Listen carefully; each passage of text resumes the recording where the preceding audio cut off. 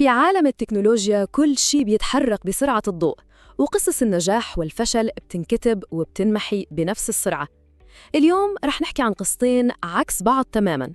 قصة شركة طلعت من ولا شيء للقمة، وقصة عملاق كان على قمة العالم وانهار للقاع. يا ترى شو هو السر اللي بيفرق بين الاثنين؟ خلونا نكتشف سوا. من جهة عنا قصة بدأت من شقة صغيرة جداً وانتهت بغزو العالم، ومن الجهة الثانية حكاية عملاق كان مسيطر على كل شيء وفجأة لقى حاله في الهاوية. لكن ورغم كل هالاختلاف في درس واحد مشترك بين القصتين، درس مصيري لأي مشروع في الدنيا. خلونا نبدأ بالجزء الأول من رحلتنا، قصة البداية من الصفر، حكاية شوبيفاي. الغريب إنه القصة ما بتبدأ بنجاح كبير، لا بالعكس تماماً، هي بتبدأ بمشروع فاشل.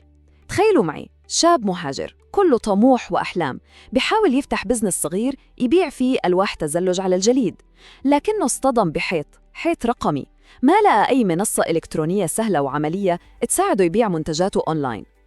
وهنا كانت اللحظة الحاسمة. المشكلة كانت واضحة والفشل كان محبط، بس الحل كان عبقري. بدل ما يستسلم قرر إنه هو بنفسه يبرمج المنصة اللي محتاجها. لكن أصحابه شافوا شيء هو ما كان شايفه، شافوا فرصة أكبر بكتير. قالوا له ليش تبيع ألواح تزلج وإنت بإيدك الأداة اللي ممكن تخلي آلاف الناس يبيعوا منتجاتهم؟ ومن هون كل شيء تغير. وبهالفكرة انطلقت شوبيفاي. النمو كان خيالي والوصفة كانت بسيطة وواضحة: تطوير مستمر ودعم لواجهات برمجة التطبيقات اللي هي ال APIs. هاي ببساطة بتخلي أي برنامج أو تطبيق يتكلم مع منصة شوبيفاي بسهولة. هالشي فتح الباب لجيش من المطورين يبنوا حلول وأدوات جديدة، وكل هذا جذب ملايين التجار اللي كانوا بيدوروا على نفس الحل. والنتيجة نجاح كاسح. شوبيفاي ما صارت مجرد شركة، لا، صارت إمبراطورية كاملة بتنافس عمالقة بحجم أمازون، وقيمتها السوقية عدت 100 مليار دولار. قصة نجاح ملهمة بكل معنى الكلمة، من شقة صغيرة لقمة العالم. طيب، خلونا نغير المشهد تماماً وننتقل من قمة النجاح لهاوية الغرور. حكاية العملاق اللي كان مفكر حاله ما بينهزم، قصة بلاك بيري. بنفس الوقت اللي كان فيه مؤسس شوبيفاي بيكافح في شقته، كانت أجهزة بلاك بيري في إيد كل شخص مهم، رجال أعمال، سياسيين، مشاهير. كانت رمز القوة، للنجاح، للهيبة. كانت إمبراطورية حقيقية، الكل كان مفكر إن شمسها ما رح تغيب أبداً.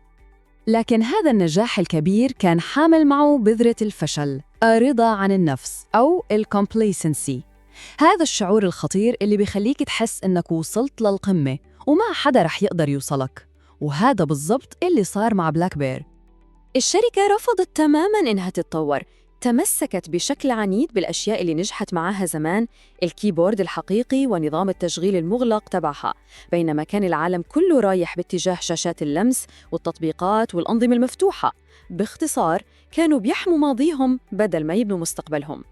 وهلأ وصلنا لنقطة الاختلاف، اللحظة الحاسمة يلي طريق الشركتين انفصل فيها للأبد. كل وحدة مشت في مسار مختلف تماماً عن التانية. شوفوا هي المقارنة البسيطة، هي بتلخص كل القصة. الفرق بالعقلية كان شاسع. شوبيفاي كانت بتبني منصة مفتوحة للكل وبترحب بالتغيير، وكان كل تركيزها على تمكين الناس. وبالمقابل بلاك بيري كانت متمسكة بنظام مغلق بتقاوم أي تغيير، وكل همها تحمي أجهزتها القديمة. استراتيجيتين عكس بعض تماماً، والنتيجة كانت مصيرين عكس بعض تماماً.